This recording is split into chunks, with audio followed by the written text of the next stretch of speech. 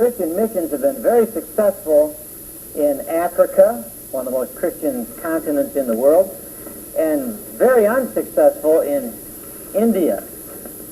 Why? Because Africa is basically theistic in background, despite the polytheistic overtones. It's basically theistic. It's easy to convert someone. You tell them about that high god or sky god's son and how he died for their sins and can deliver them from darkness, and you get converts quite easily. But you go to a pantheist and say Jesus is the Son of God, and they say, oh yeah, Krishna was one too. Join the club. They absorb. Pantheism is what I call a cosmic suction pump. It goes and swallows it up. Just swallows up everything that comes in its road. And because we don't understand it, we're not able to be successful in communicating the gospel. What I'd like to do now is to discuss pantheism, several varieties of pantheism. Look at the first quote there about Brahman. Thus Brahman is all in all. He is action, knowledge, goodness supreme. To know him hidden in the lotus of the heart is to untie the knot of ignorance. Self-luminous is Brahman, ever present in the hearts of all. He is the refuge of all, the supreme goal. In him exists all that moves and breathes. Sounds familiar, doesn't it? In him we live and move and have our being, which was really a pantheistic poet that Paul was quoting on Mars Hill. He is both that which is gross and that which is subtle. Adorable is he, beyond the ken of the senses is he, supreme is he, attain thou him. Now that comes from the Upanishads, the Hindu scriptures, and it's a description of what a pantheist believes God is. God is all is God. Mary Baker Patterson Glover Eddy, the founder of Christian Science, was a pantheist who said God is infinite, God is good, there's infinite good, evil is nothing. There are a number of pantheists in the Western world. Parmenides was a pantheist. Hegel was a kind of pantheist. Spinoza was a pantheist. But today, pantheists are upstaging Christians because they're saying things like Victor Furcus said here in this quote on ecology. Religion must be revitalized so as to sustain us during the impending global scarcity of resources. It can best do this, he believes, in the form of eco-theology. What's that? It's an approach to religion that starts with the premise that the universe is God. Now, Christians believe that the universe is a creation of God, and we should treat his creation with respect. Psalm 24, the earth is the Lord's and all it contains. Genesis 1:28, subdue the world, control it. But a pantheist says, I can do you one better. The world is God. And you Christians have messed it up, and we pantheists are going to be the salvation of the world ecologically, because we can't live if we don't save our environment, and you've killed it. Now, in your Judeo-Christian materialism, let us save it. So we've been totally upstaged. The ecological front is the cutting edge of pantheism, and the people who are really out there infiltrating the Sierra Club and some of the finest conservational kind of organizations are quite often influenced by pantheism. In the entertainment industry, the Beatles were probably the single most influential factor in the last generation to turn people to pantheism, because they not only became converts of the Maharishi Mahesh Yogi, but they incorporated it in their music. George Harrison had a top-selling record entitled My Sweet Lord, in which they're actually singing praises to Krishna and other Hindu gods, and mixed in with hallelujahs, by the way, to show that East and West are joining. In the 1970s, there's a popular jazz rock group called the Mahavishnu Orchestra, and they were singing pantheistic songs. There's a group now called the New Age Musicians on the West Coast. There's a whole radio station out of San Francisco, where else would it come from, that's dedicated to this kind of music. On the theater level, almost all of the great movies in the last 10 years have been pantheistic or have had pantheistic overtones. All the Star Wars series, all three of those, E.T., Raiders of the Lost Ark, Poltergeist, All of those films are pantheistic, occult forms of religion. And they're all teaching the same thing. There is a force, there is an impersonal something, a Tao, into which man can tap and do unusual things. I don't know if you've noticed, if you go to the Taylor bookstore, whatever bookstore you frequently, you can see a whole shelf. There's one whole section dedicated to pantheistic books. Alan Watts has been a famous pantheistic writer for years, and now you have all the Unity School and the New Age writers that are writing in there too. Mark Satin and Ferguson's books and all of the other New Age luminaries. Then you have Hare Krishna, Transcendental Meditation, Divine Light Mission, Vedanta Society, along with Alan Watts, Suzuki, Radha Krishnan, and many of the new cults, all pantheism.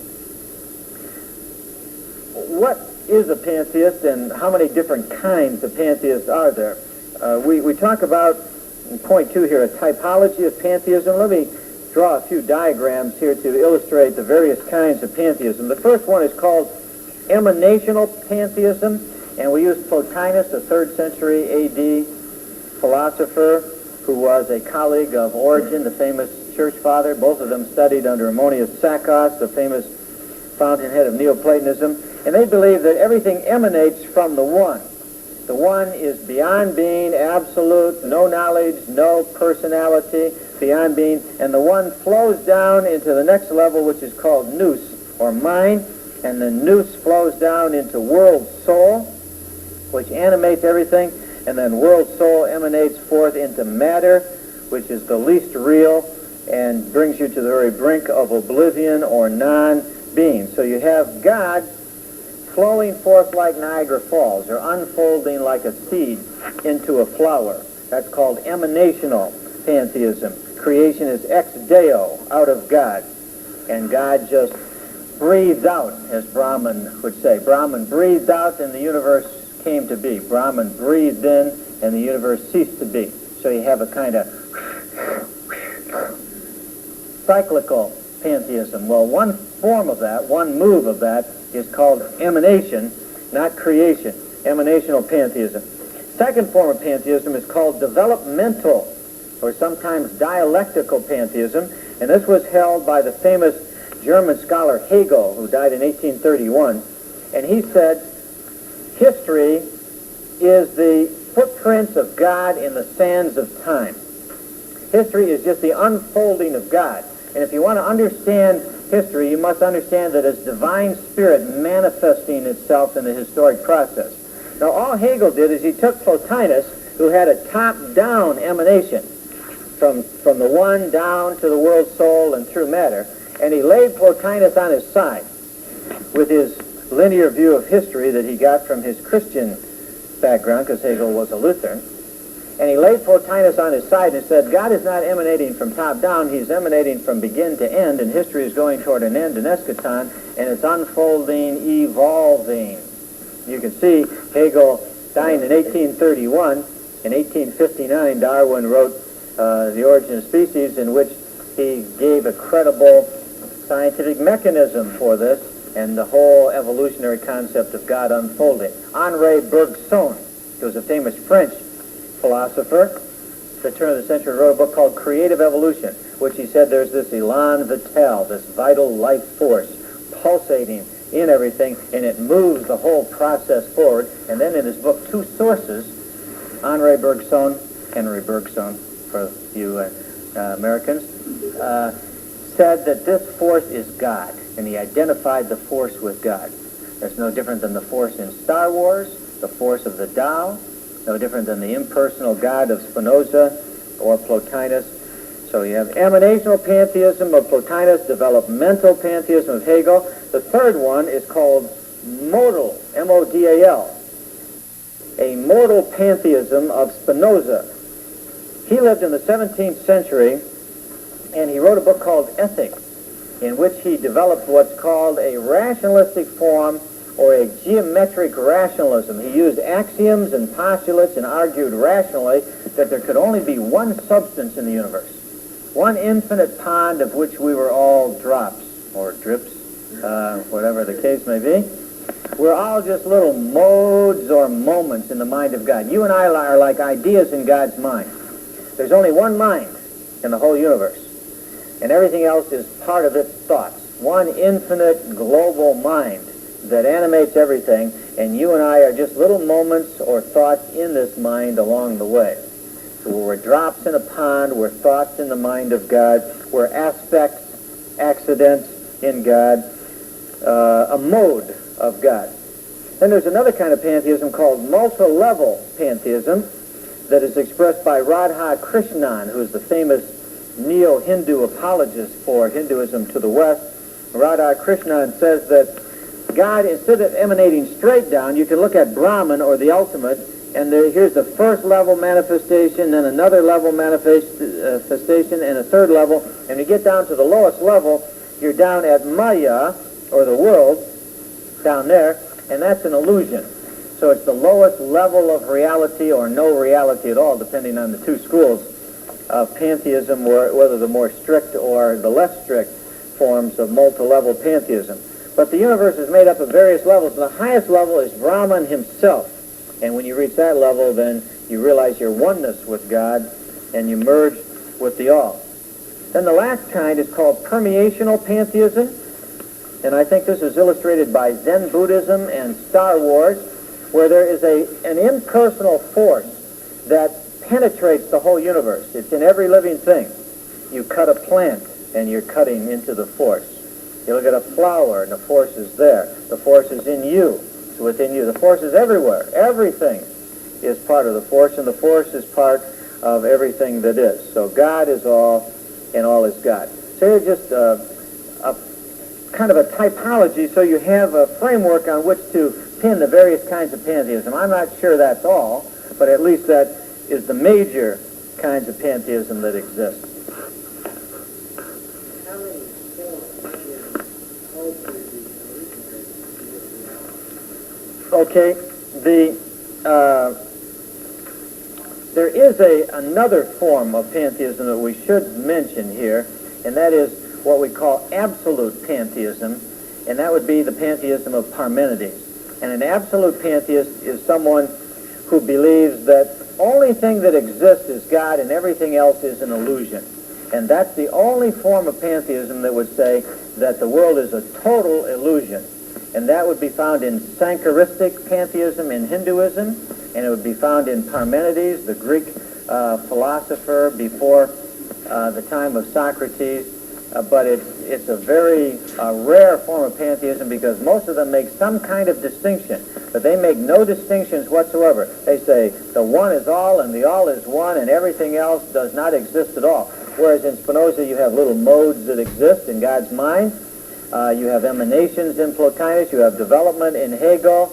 You have other two sides of the force, and we're all part of the force, and permeational pantheism. But in absolute pantheism of Parmenides and Sankara, total illusion. The world is totally non-existent. But now, they have to have evil, like spiritual science. Their answer to evil is it doesn't exist. Dismiss it and go on and think about something good.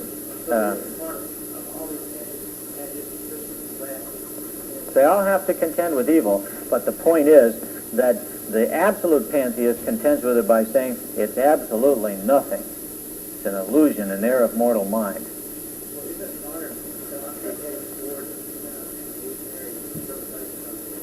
Modern philosophy, if you mean pantheistic Eastern philosophy, yes, because they're adopting this pantheistic approach. And even in a book like the Tao of Physics, Copper's Tao of Physics, you get that reality is becoming fuzzier and fuzzier, more ethereal until there's nothing there. Let's take Vedanta absolute pantheism as the first example from the Vedas, the Hindu scriptures, the final section of which is called the Upanishads.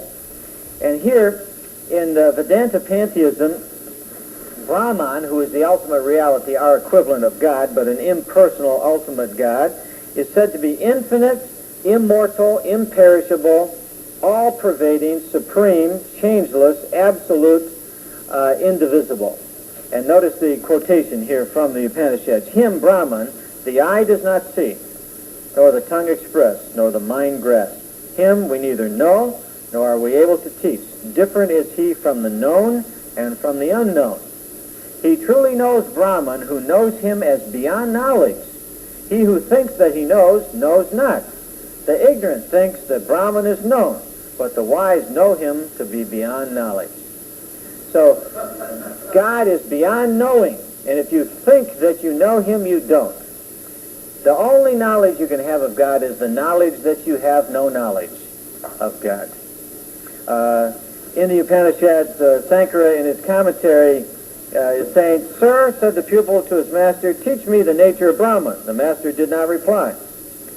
When a second and a third time he was importuned, he answered, "I teach you indeed, but you do not follow. His name is silence." See, the student asked, "What is Brahman?" Silence. "What is Brahman?" Silence. "What is Brahman?" Silence. "What is Brahman?" "I've been teaching you, but you haven't listened." It's silence. You got silence 3 times. It's kind of like the Third World War knock-knock joke. You know, you started, knock-knock.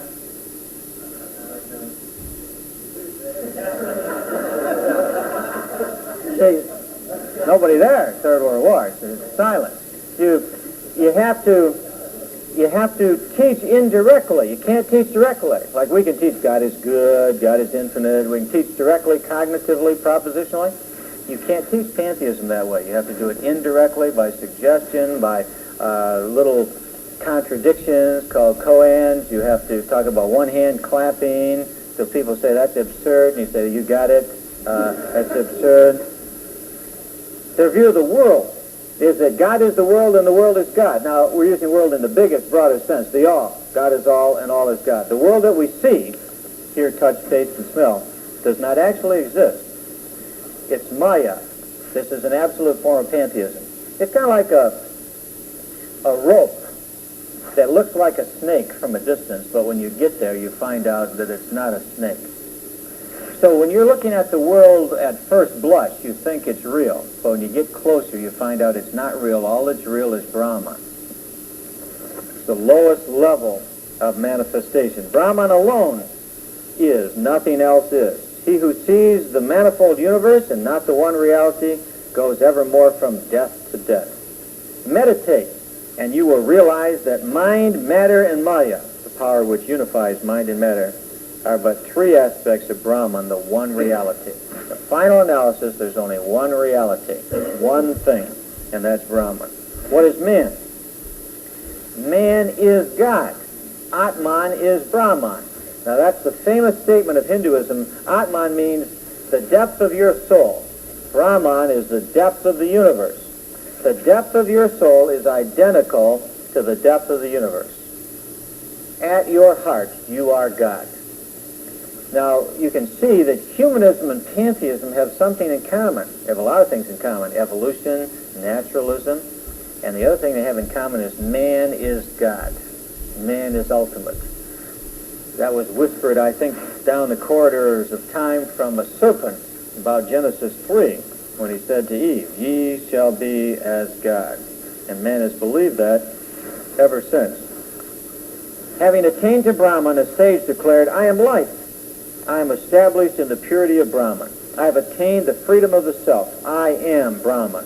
Self-luminous, the biggest treasure. I am endowed with wisdom. I am immortal, imperishable." The whole quest of life and the plan of salvation is for you to realize your godhood.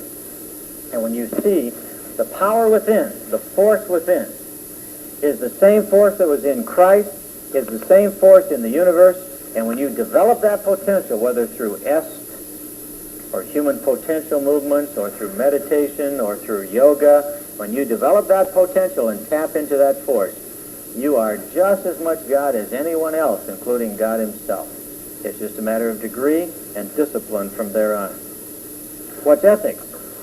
Ethics is the belief that man can transcend this world of illusion by discovering his true self, and that he has an obligation to do this, and he also has an obligation in this world to discern good from evil. So far, that sounds harmless.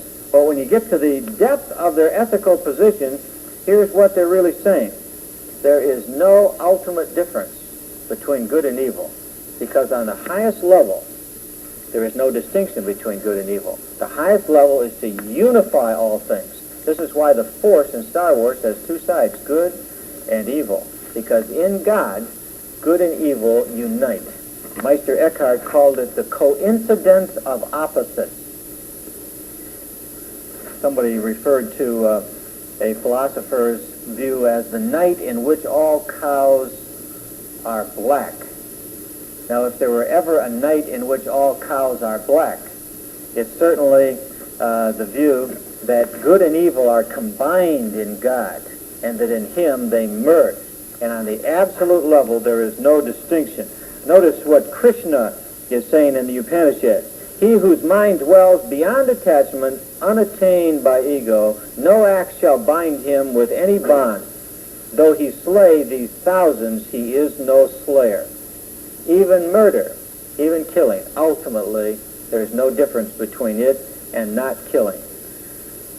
Man's destiny, according to Sankaristic pantheism, is twofold, near view and far view. Near view, your destiny is called samsara, endless circles of death and reincarnation, death, rebirth, reincarnation, and so forth. That's a round and round we go, a kind of cosmic merry-go-round which never stops. The trick is getting off the samsara merry-go-round. Salvation is to get off the merry-go-round. Most of us think that recreation is to get on a merry-go-round. They think salvation is to get off. How do you get off? Well, by meditation, discipline, living a better life so that you don't come back in another reincarnation, which is simply to punish you for what you did in the previous life. Because there's a little law called karma. And karma is the moral principle of the universe, as infallible as any moral principle could ever be. Whatever you sow, you reap in the next life. That's karma. Sow it in this life, you'll reap it in the next life. No forgiveness and no exceptions. That's the law of karma. That's what keeps you on this merry-go-round, samsara. How do you get off? Sow well. Live good. Plato once said in one of his books, I think it was Phaedo or Crito, he said, if you don't live good in this life, you will come back either as a woman, sorry girls, that was Plato, a kite, or a cow. So choose how you want to live. You may come back in a reincarnation. In fact, even Hinduism today believes that there is no salvation for women. Women as such cannot be saved. You ever talk to these Hare Krishna girls? Real sharp, attractive girls?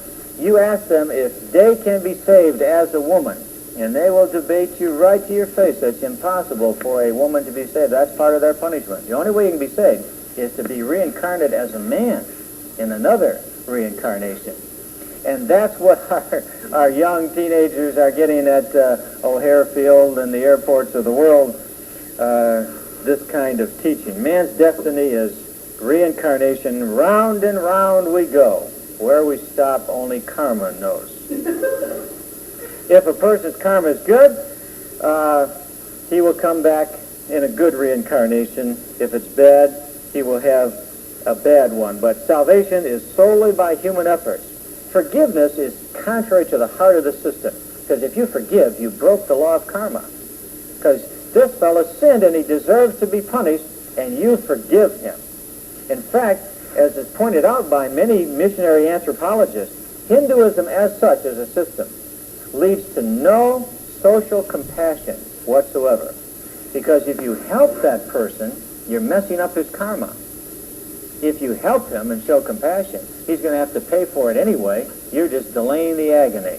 So why help him? Let him pay the price now and come back later. Now, to some degree, Hinduism has overcome that, but it's almost always a direct result of Christian missionary activity that's been in India that's helped them.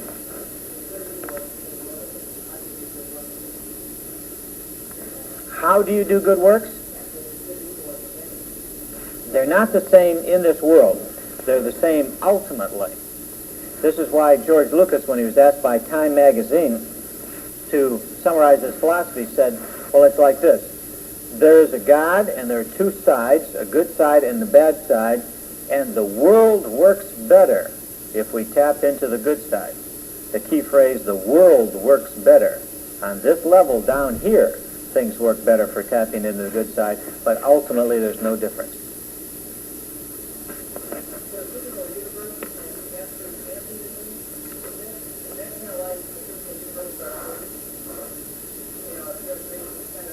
Yes.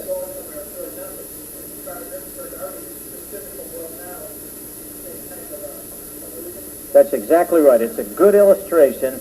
The physical universe in pantheism is like the physical universe in your dreams.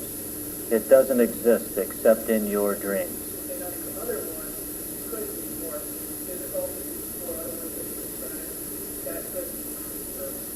Don't use the word physical, more real.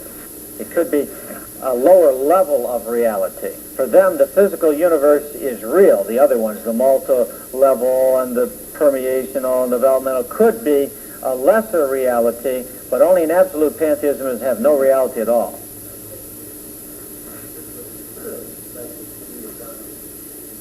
The basic view of Gandhi, that's right. Gandhi was a pantheist.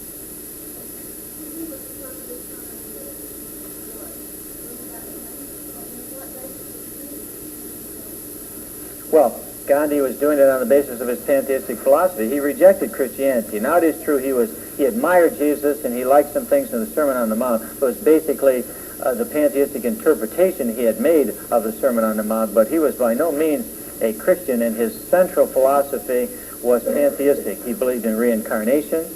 He drank cow urine and ate cow dung. He was a sexual pervert.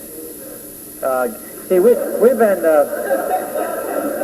propagandized by the film Gandhi. The film Gandhi was a great propaganda stunt as part of the Hindu missionary effort in the West. And when you come back from seeing Gandhi, how many of you saw Gandhi? What was the impression of Christianity, that dumb Christian and those dumb English Christians, and look how wonderful Gandhi's Hindu philosophy was? It made Christianity look bad and Hinduism look good. That's exactly what they want you to believe. But they didn't tell you he was a sexual pervert. They didn't tell you he didn't live with his wife, but he lived with a bunch of gals. He had his own harem. They didn't tell you he drank cow urine and ate cow dung, did they? They didn't tell you that he was a racist in South Africa, and that he was a murderer and a butcher of people in South Africa. And Christianity Today, the Gandhi, what was the title of their article? The Gandhi, what? Learning from Gandhi. Well, what can you learn? Drinking cow dung, or eating cow dung and drinking cow urine. How much can you learn? What was he trying to do? Get the British off their neck and get freedom for India. I mean, politically, but in terms of his philosophy, he was trying to attain nirvana, trying to attain ultimate union with Brahman. The goal, see, there are two goals. The near-view goal is to overcome your circles of samsara. Get out of your reincarnation cycle. Now, when you get out of your cycle, here's what happens. You merge with the all. You become a drop in the infinite pond. Now, what that does is it brings you absolute peace. Because what's bringing you frustration is round and round we go, with this dualistic thinking, I, thou, subject, object. You have to overcome subject and object, I and thou, and merge with the all, and you're at absolute peace. Of course, you don't exist anymore either as an individual, because there is no individual immortality. There is just cosmic immortality. This is why Luke Skywalker, or rather Ben Kenobi and Yoda in Star Wars, when they died, they became more powerful. That's got to be a temptation to suicide. Because if you become more powerful and influential in your death, why not help it out and get a little more power? And remember, when they died, it's because they merged with the Force, and they gave, as it were, more force to the Force. Because their force and the Force combined to be a greater force as they merged with it in their death, and then they could influence this world more. Yes. Historical question. Did Greek pantheism precede Plato? Is it older than Plato? And also, do you think that there was any common influence between Greece and Did Greek pantheism antedate Plato? It's hard to know there were certainly forms of Greek mysticism before that. There were the Pythagoreans who were very mystical, and they had a quasi-pantheistic view of the universe. But we have only fragments. The pre-Socratics, the whole pre-Socratic thing, Greek and English translation, you get in one little volume, so there's not much to go by. But one thing is certain, that the later Plato went into a kind of pantheistic view, and by the time you get to Plotinus, that had come to full orb Greek pantheism in Plotinus, 3rd century A.D. And before that, you have kind of growing forms of it in the what are called the Middle Platonists and the forerunners of Plotinus, like Ammonius Saccos. All right, let's take a look at another form. T.D. Suzuki has a little motorcycle shop down the street here.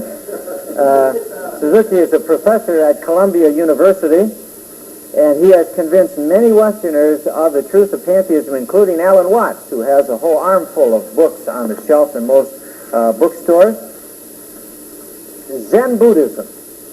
Zen Buddhism, which is probably one of the most intellectual, powerful, and influential of all forms of Buddhism in the world today. Zen is not a system of philosophy, says Suzuki. It's not founded on logic and analysis, and it's opposed to any kind of dualistic thinking. Subject-object distinction, God, man, creator, creature. It's opposed to any of this. Instead, Suzuki calls us to hush the dualism of subject and object, forget both, transcend the intellect, sever yourself from the understanding, and directly penetrate deep into the identity of the Buddha mind. Outside of this, there are no realities. So enter with me into the Buddha mind. What must you leave at the door of the temple? Your mind. Check your mind, check logic, check reason, check your senses. You can't sense it and you can't think it. How do you contact it? You feel the force. Let the force flow, Luke. Feel the force. Close your eyes, Luke. You're looking. You know, all those Star Wars. If you've seen Star Wars, it's easy to illustrate. Just if you haven't, you've got to see it. It's great. According to Suzuki, Zen has nothing to teach us in the way of intellectual analysis. It has no doctrines which are imposed on its followers for acceptance. As such, Zen has no sacred books or dogmatic tenets. Zen teaches nothing. It is we who teach ourselves. Zen merely points the way. That's great. No creeds, no Bibles, really no teachers. In Zen, it merely points the way. Zen is not a religion, he says, as popularly understood. Zen has no God to worship, so in the true sense of the word, it's atheistic. No ceremonial rites to observe, no future abode to which the dead are destined, no belief in personal immortality. And last of all, Zen has no soul whose welfare is to be looked after by somebody else and whose immortality is a matter of intense concern with some people. In Zen, God is neither denied nor insisted upon. Only there is in Zen no such God as is conceived by the Judeo-Christian mind. They don't mind you calling the Tao or Zen or the Buddha mind God, as long as you don't mean God in a theistic sense. No such God exists. Further, Suzuki claims that Zen is neither monotheistic nor pantheistic. Take the latter with a grain of salt. It all depends on how you define pantheism. If you define pantheism as the way we did, no creator-creature distinction, ultimate naturalism, all is God and God is all, it certainly is a pantheism. What then may we say of Zen? According to Suzuki, Zen is the ocean, Zen is the air, Zen is the mountain, Zen is the thunder and lightning, the spring flower, summer heat, winter snow. Nay, more than that, Zen is the man. Shirley MacLaine wrote a book, Out on a Limb, where she surely was when she wrote it, in which she tells of her contact, her reincarnations, and all of her experiences. And in the book, she talks about watching someone pour something out. I think somebody was pouring milk into cereal, and she said, you know, as I looked at that, there was God being poured into God. And once I saw that and understood it, that God was being poured into God, the milk is God, the cereal is God, the table is God, I'm God, I'm you, you're me, and we're God. So that's the powerful ending of when Luke Skywalker cut off Darth Vader's head and saw inside his helmet himself, his own head, because I am you and you are me and we're both God. I've even seen bumper stickers like that. I am you, and you are me. Pantheistic bumper sticker. Good morning. How are you today? Thank you. I am well. Here is Zen. Please have a cup of tea. This again is full of Zen. Tea is Zen. In other words, Zen is life. I raise my hand. I take a book from the other side of the desk. I hear the boys playing ball outside my window. I see the clouds blow away beyond the neighborhood woods. In all of these, I'm practicing Zen. I'm living Zen. No wordy discussion is necessary, nor any explanation. Just experience it. All of life is Zen. God and man are one and the same. God and the world are one and the same because God is all and all is in God. Now, there are a lot of other interesting things that Suzuki says here. The one I want to stress is his view of ethics, because he believes that ultimately there is no distinction between good and evil, and even though the practical disciplines of life are to develop one's character, and if you know a Zen Buddhist, he's trying to overcome egoism and desire, because they believe that the heart of all suffering is desire. And if you can quench desire, you can solve all problems. The difference between East and West in a single sentence is the Western philosophy is to make a man happy, add to his possessions.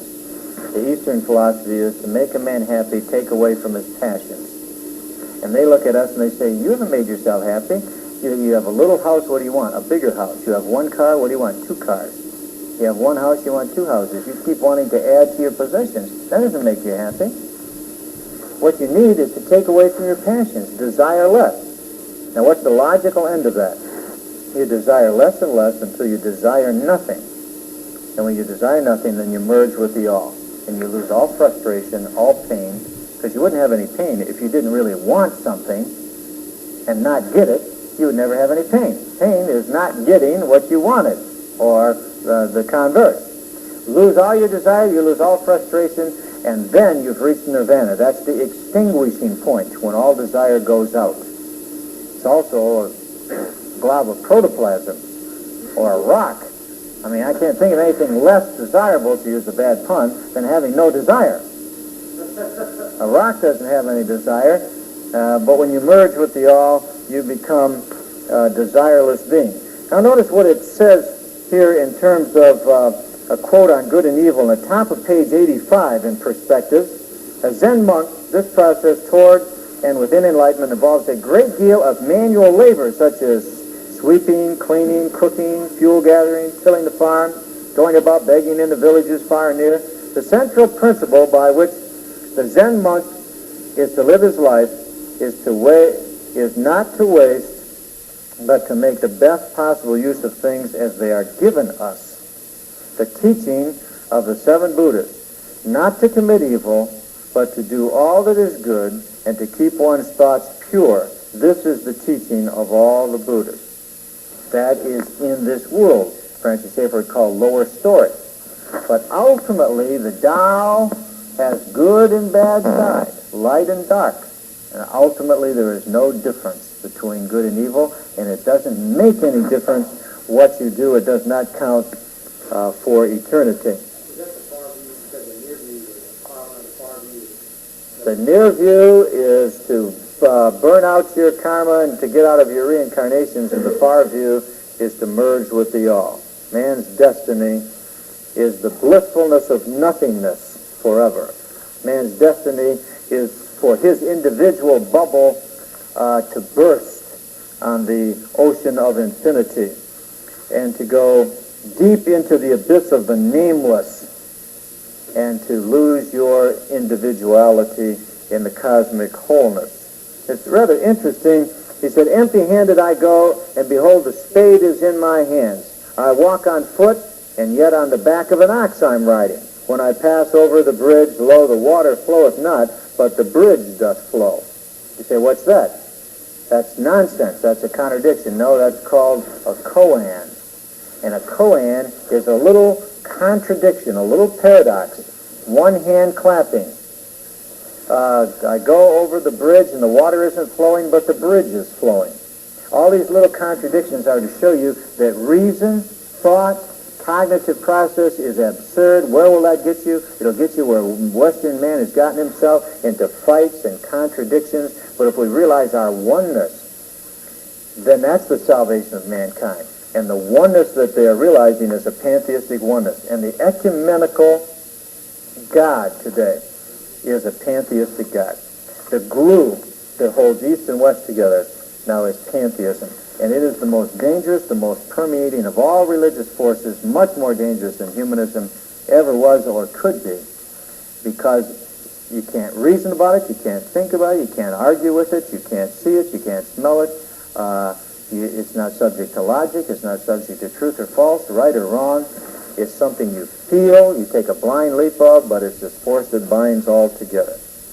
All right, that's a little characterization of pantheism. Let's look at some of the basic tenets then. Number one, God is impersonal and one. Most pantheists believe in an impersonal God who's an absolute one. Premise two, the world flows out of God. Creation ex deo, not creation ex nihilo as in Christianity, out of nothing. Premise three, God is the world and the world is God. God is all and all is God. Premise four, miracles are impossible. Now this one's a little deceptive because they talk about miracles and they use the word miracle. But a miracle in the sense of a divine intervention from outside into the natural world is impossible for pantheism because there is no outside. There is no God out there. There's only God in here because God is the world and the world is God. So technically speaking, there are no supranatural acts, only supranormal acts, beyond the physical into the spiritual force, but not beyond the natural realm. Fifth premise, man needs to unite with God and discover his godhood. Look to the God within. Realize that you are God. Premise six, there are no absolute ethics. On the ultimate level, no difference between good and evil. Every action under certain circumstances and for certain people may be a stepping stone to spiritual growth. But in the highest sense, there can be neither good nor evil, one pantheist said. If we say, I am good or I am bad, we are only talking the language of Maya, the illusion of this world. Finally, history is an illusion, or at best cyclical. Some pantheists say there is no history, because that's all part of the world, which is an illusion. Those who talk about history say it's going round and round in a circle. So let me say a few words of evaluation of pantheism here. A couple positive things first. At least you should commend a pantheist for taking a global, universal view. At least he's doing philosophy. At least he's not thinking in a little compartment. He has a cosmic, universal approach to everything. Secondly, he does stress the indwelling immanence of God, something forgotten often in Christians' high emphasis upon a transcendent God out there, that we do live and move and have our being in him, and that God is within the universe, and he is active and personally involved. 3, only God is absolute and necessary. That ultimately I'm not absolute and I'm not necessary, but there's strong emphasis upon God as the absolute, necessary, ultimate, certainly a wholesome emphasis that we need, because in humanism you get just the opposite. Finally, pantheism stresses correctly that we should not ascribe limitations to God with our limited language about him. Language sometimes is a hindrance in talking about God. It limits, it is an eclipse of God, to use Martin Buber's phrase. But despite these positive things, there are some serious problems. Problem number 1, pantheism is self-defeating. because it says, I came to realize that I am God. And yet it says God can't change. Now, if you change from a state of non-enlightenment to a state of enlightenment, then you aren't God, because God cannot become enlightened. If there is a God, he must be enlightened and must always have been enlightened. If he came to be enlightened, he's not God, because he changed. If you came to realize you were God, you aren't. If you wake up tomorrow morning and say, by Jove, I'm God, you're not, because God can't wake up tomorrow morning and discover he's God. So it's self-defeating. Secondly, how can evil be a total illusion? Because if evil were a total illusion, how could we distinguish between reality and fantasy? As one of their own put it, if when I was asleep, I was a man dreaming I was a butterfly, how do I know when I'm awake I'm not a butterfly dreaming I'm a man? That's a good question. He just doesn't have a good answer to the question. Third, pantheism fails adequately to handle the problem of evil. Even if evil is an illusion, where did the illusion come from? Why is it so pervasive? Why does evil seem to be so real? I mean, you kick a Christian scientist in the shin, and it hurts. Even though he says it's an illusion, it still hurts. Why is it when I sit upon a pin and it punctuates my skin, I just like what I fancy I feel? It still is there. Fourth, if God is all and all is God, as pantheists maintain, then evil is an illusion and there are no absolute rights or wrongs. There's a good illustration there that when a young Hindu was asked if he believed there was any ultimate good or evil, and he said no. And somebody reached over and took a hot kettle of water that they were making tea with and held it over his head. And he said, what are you doing? He said, well, ultimately, cruelty and non-cruelty are no different, are they? And then notice the last line. Thereupon the Hindu walked out into the night. Certainly wasn't going to stand under the scalding water on his head. But if it doesn't make any difference ultimately, why not pour the scalding water over his head? Why not be cruel? Doesn't make any difference ultimately. Just immediately it's a little discomforting, and that's an illusion anyway. Fifth, to say that God is infinite and yet somehow shares his being with creation is to raise the question how an infinite can be a finite. Finite means not infinite. Infinite means not finite. Now, if God is infinite and I am finite and I am God, then the finite is the infinite and the infinite is the finite. That's a little difficult to swallow. Of course, Suzuki has no problem with that because he says that's your problem, you're thinking logically. At which point we respond by saying, and so do you think logically, because they couldn't even write a book, state their position or express it if they didn't assume, for example, Zen Buddhism is true. What does that mean? All non-Zen is false. But once you say it is true as opposed to something else, then you've used the law of non-contradiction. You've used logic to deny logic. Or the statement, I want to think beyond all thought. Well, if you think beyond all thought, you didn't think beyond all thought because you thought. And the thought that you've gone beyond thought shows that you haven't gone beyond thought because it's a thought. Can't avoid thinking. Another criticism is pantheism says that God is unknowable in an intellectual way. But this is either meaningless or self-defeating. How do you know God is unknowable? If you know he's unknowable, he's not unknowable because you know it. If you say, I don't know if he's unknowable, then you haven't said anything about God. So either you're not saying something, or what you're saying is self-defeating. To know that God is unknowable is itself an act of knowledge. Finally, a pantheist denies that logic applies to reality, as we said earlier, is self-defeating, because when Suzuki says abandon logic, he uses logic in his abandonment, because he doesn't want you to abandon non-logic. He just wants you to abandon logic. Now suppose you will say, I want to steer away from logic, but I don't want to steer away from non-logic. What does that mean? Logic is the opposite of non-logic. But that's logic. Because logic says it's either logic or it's not logic.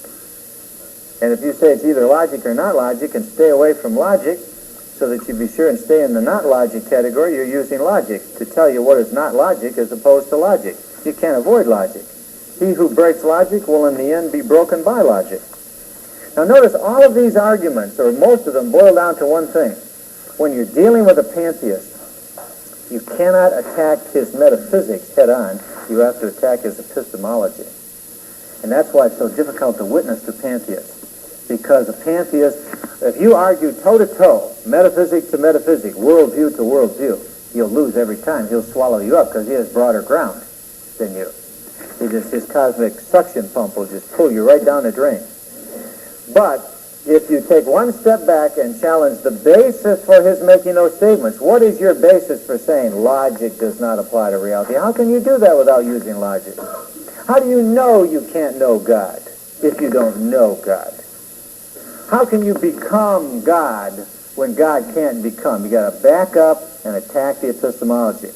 See, if we allow them to do this, to do an end run on reason, to run around the mind and grab the feelings, to speak right to the feelings without going through the mind, they've won the day. That's why the charismatics are winning in the epistemological fight in the world today. I'm not used to all these amens. I know it's like sick 'em to a dog, but throws my rhythm off. Some people go well with the amens. But the charismatics are using a mystical epistemology. The charismatics are using a pantheistic epistemology, and ultimately they're going to end in pantheism, because it'll be the ecumenical glue that breaks down barriers that brings people of diverse doctrinal beliefs together, because they'll no longer use creeds, content, cognitive material to distinguish what they believe. And if you don't distinguish what you believe from something that opposes it, then both truth and falsehood are true. Because if the true is not distinguishable from the false, then you can believe both true and false as true. And that's the ultimate deception. I believe that pantheism, at least their epistemology, is the devil's greatest tool. And when he said, ye shall be as gods, and identified man and God, and and dissolved the creator-creature distinction, he really made his great deception, and it's come right down through the history of mankind up to the present.